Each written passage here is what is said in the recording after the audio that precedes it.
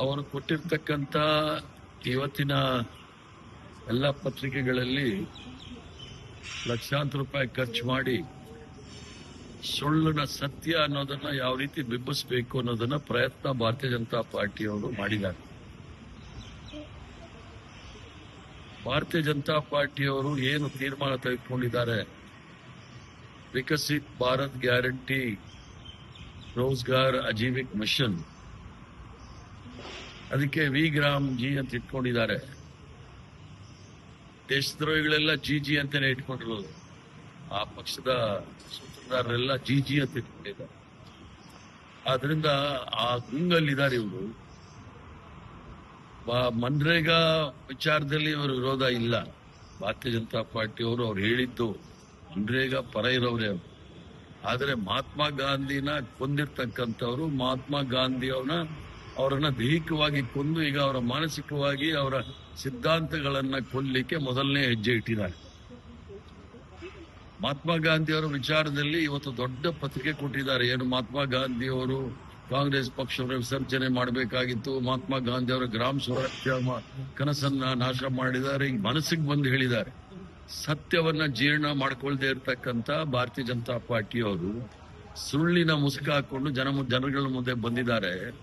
ಮನ್ರೇಗಾ ಸುಮಾರು 20 ವರ್ಷಗಳ ಕಾಲ ನಿರಂತರವಾಗಿ ಗ್ರಾಮೀಣ ಪ್ರದೇಶದಲ್ಲಿ ಇರ್ತಕ್ಕಂಥ ಕೃಷಿ ಕಾರ್ಮಿಕರಿಗೆ ಮತ್ತು ಮಹಿಳೆಯರಿಗೆ ಉದ್ಯೋಗ ಅವಕಾಶಗಳನ್ನ ಕೊಡ್ತಕ್ಕಂಥ ಕೆಲಸ ಬಹಳ ಸುಲಲಿತವಾಗಿ ಮಾಡ್ಕೊಂಡು ಬಂತು.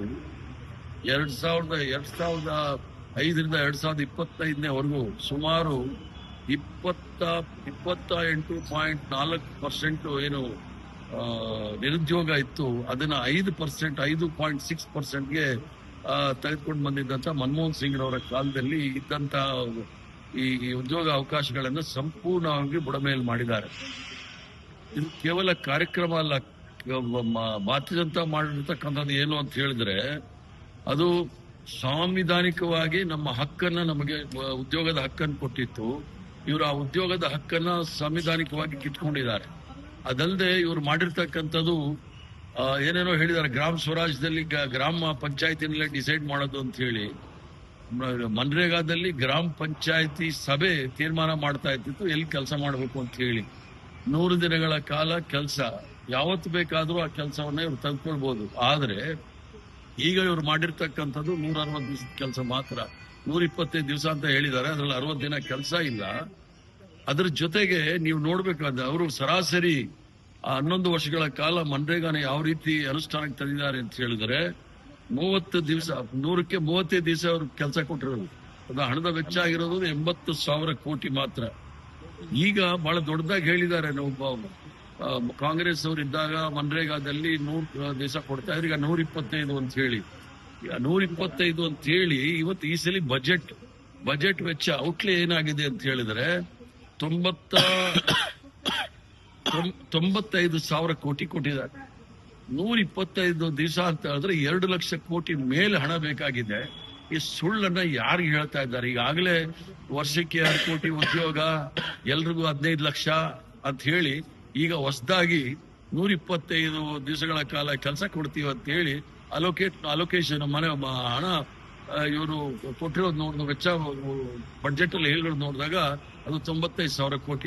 ಸುಳ್ಳನ್ನು ಹೇಳ್ತಕ್ಕಂಥ ಈ ಭಾರತೀಯ ಜನತಾ ಪಾರ್ಟಿ ಅವರೆಲ್ಲ ಸದಸ್ಯರು ಕೂಡ RSS ಅಲ್ಲಿ ತರಬೇತಿ ಪಡ್ಕೊಂಡು ಬಂದಿರತಕ್ಕಂಥದ್ದು. ಸತ್ಯನ ಸುಳ್ಳು ಹೇಗೆ ಹೇಳ್ಬೇಕು, ಸುಳ್ಳನ್ನ ಸತ್ಯ ಹೇಗೆ ಮಾಡಬೇಕು ಅನ್ನೋದು ಅದರಲ್ಲಿ ಯಶಸ್ವಿಯಾಗಿದ್ದಾರೆ. ಅದನ್ನ ಮತ್ತೊಮ್ಮೆ ಸಾರ್ವಜನಿಕರ ಹಣದ ಯಾಕಂದ್ರೆ ಭಾರತೀಯ ಜನತಾ ಪಾರ್ಟಿ ಅತ್ಯಂತ ಶ್ರೀಮಂತ ಪಾರ್ಟಿ, ಅದು 10,000 ಕೋಟಿ ಇರತಕ್ಕಂಥದ್ದು. ಅವರು ಪತ್ರಿಕೆಗಳಲ್ಲಿ ಅಡ್ವರ್ಟೈಸ್ಮೆಂಟ್ ಕೊಟ್ಬಿಟ್ಟು ಸುಳ್ಳನ್ನ ಪ್ರತಿಬಿಂಬಿಸ್ತಕ್ಕಂಥ ಕೆಲಸ ಭಾರತೀಯ ಜನತಾ ಪಾರ್ಟಿ ಅವರು ಮಾಡ್ತಾರೆ. ಈಗ ಪ್ರಧಾನಮಂತ್ರಿ ನರೇಂದ್ರ ಮೋದಿ ವಿಚಾರ ಬಿಟ್ಬಿಡಿ. ಈ ದೇಶದ ಪ್ರಧಾನಮಂತ್ರಿ ಇಷ್ಟೊಂದು ಪುಕ್ಕಲು ಪ್ರಧಾನಮಂತ್ರಿ ಯಾರು ಸಹ ನೋಡಿರ್ಲಿಲ್ಲ. RSS ಅಲ್ಲಿ ತರಬೇತಿ ಪಡ್ಕೊಂಡಿರ್ತಕ್ಕಂಥವ್ರು ಎಲ್ಲರೂ ಸಹ ಹೇಡಿಗಳು ಅನ್ನೋದನ್ನ ಬ್ರಿಟಿಷ್ ಅವ್ರ ಕಾಲದಿಂದಲೂ ಸಹ ನೋಡ್ಕೊಂಡು ಬಂದಿದ್ದೀವಿ. ಬ್ರಿಟಿಷರಿಂದ ಪೆನ್ಷನ್ ತೆಗೆದುಕೊಂಡು ಬ್ರಿಟಿಷರ ಪರ ಇದ್ದವ್ರ ಹತ್ರ ನೀವೇನಾದ್ರೂ ಧೈರ್ಯ ಸಾಹಸ ಮಾಡ್ತಾರೆ ಅಂದ್ರೆ ಸುಳ್ಳು. ಅವರು ಪಲಾಯನ ಮಾಡಿರೋದು ನೋಡಿದಾಗ ಎಷ್ಟು ಸತ್ಯ ಕಂಡ್ರೆ ಎಷ್ಟು ಎದುರ್ತಾರೆ ಅನ್ನೋದು ಬಹಳ ಸ್ಪಷ್ಟವಾಗಿದೆ. ಸರ್, ಈಗ ಸಂಸತ್ನಲ್ಲಿ ಅಧಿಕೃತವಾಗಿ ಹೇಳಿರ್ತಕ್ಕಂಥದ್ದು ನೋಡಿದಾಗ ತಕ್ಷಣವೇ ಅಮಿತ್ ಶಾ ಅವರು ರಾಜೀನಾಮೆ ಕೊಡಬೇಕು. ಪ್ರಧಾನಮಂತ್ರಿಗೆ ಅವರ ಮನೆ ಒಳಗಡೆನೆ ಥ್ರೆಟ್ ಇದೆ ಅಂದಾಗ ತಕ್ಷಣ ಅಮಿತ್ ಶಾ ಅವರು ರಾಜೀನಾಮೆ ಕೊಡ್ತಾರೆ. ಸರ್, ಅದು ಪುಸ್ತಕ ಕೂಡ ರಿಲೀಸ್ ಆಗೋದು ಗೊತ್ತಿಲ್ಲ ಅನ್ನೋ ಒಂದು ಆರೋಪ. ಅದು ಇವರು ಅವಾಗ ಹೇಳ್ತಾ ಇರ್ತಾರೆ, ಇವರ ವಿರುದ್ಧ ಯಾವುದೇ ಹೇಳಿಕೆಗಳಿಗೆ ಅವಕಾಶಗಳು ಮಾಡ್ಕೊಳ್ಳೋದಿಲ್ಲ. ಇವ್ರ ವಿರುದ್ಧ ಏನಾದ್ರು ಬಂದ್ರೆ ಅದನ್ನ ಮರೆಮಾಚಲಿಕ್ಕೆ ಅದರ ವಿರುದ್ಧ ಯಾವ ರೀತಿ ಕ್ರಮ ತೆಗೆದುಕೊಳ್ಬೇಕು ಅದನ್ನೆಲ್ಲವೂ ಸಹ ಮಾಡ್ತಾರೆ. ಮೊದಲ ಬಾರಿಗೆ ಪ್ರಧಾನಿ ನರೇಂದ್ರ ಸರ್ಕಾರ ಕೆಟ್ಟ ಒಂದು ಹಂತಕ್ಕೆ ಬರ್ತಾ ಇದೆ. ಭದ್ರತಾ ಲೋಪ ಕಾಣೋದಿದ್ರೆ ಅವರು ಪಾರ್ಲಿಮೆಂಟ್ ಸದನ ಒಳಗಡೆ ಬರಕ್ಕೆ ಆಗ್ತಾ ಇರಲಿಲ್ಲ. ಏನು ಸ್ಪೀಕರ್ ಸಾಹೇಬ್ ಹೇಳಿದ್ದಾರೆ ಅದು ಅಮಿತ್ ಶಾ ಅವರ ವೈಫಲ್ಯತೆಯನ್ನ ಹೇಳಿದ್ದಾರೆ. ಆದ್ರಿಂದ ಅಮಿತ್ ಶಾ ಅವರು ತಕ್ಷಣ ರಾಜೀನಾಮೆ ಕೊಡಬೇಕು. ಮತ್ತೆ ದೇಶದ ಪ್ರಧಾನಮಂತ್ರಿ ಸಂಸದನ ಎದುರಿಸ್ಲಿಕ್ಕೆ, ಯಾಕಂದ್ರೆ ಮೊದಲೇ ಅವರು ಪತ್ರಕರ್ತರನ್ನ ಅವ್ರನ್ನ 14 ವರ್ಷದಲ್ಲಿ ಒಂದೇ ಒಂದು ದಿವಸ ಪತ್ರಕರ್ತರನ್ನ ಉದ್ದೇಶಿ ಮಾತಾಡಿಲ್ಲ. ಇನ್ನು ಸಂಸದರನ್ನ ಉದ್ದೇಶ ಮಾತಾಡೋ ಧೈರ್ಯ ಇಲ್ಲ ಅನ್ನೋದನ್ನ ಸಾಬೀತು ಮಾಡ್ತಾ ಇದ್ದಾರೆ. ಹೇಡಿಗಳು ಅಂತೇಳಿ ಅವ್ರು ಸಾಬೀತು ಮಾಡ್ತಾರೆ. ಸರ್, ಈಗ ಮತ್ತೆ ರಾಜ್ಯದಲ್ಲಿ ಇದು ಶುರುವಾಗಿದೆ. ಸಿಎಂ ಡಿಸಿಎಂ ಶಿವಗಂಗಾ ಬಸವರಾಜ್ ಅವರು ಸಿಎಂ ಆಗಲೇಬೇಕು ಅಂತ ಕೊಟ್ಟಿಡ್ತಾರಂತ ಡಿ ಕೆ ಶಿವಕುಮಾರ್. ನೋಡೋಣ, ನಕ್ಷತ್ರಗಳನ್ನ ನೋಡ್ಬಿಟ್ಟು ಅದಕ್ಕೆ ಉತ್ತರ ಕೊಡ್ತಾರೆ. ಇದು ಕೊನೆ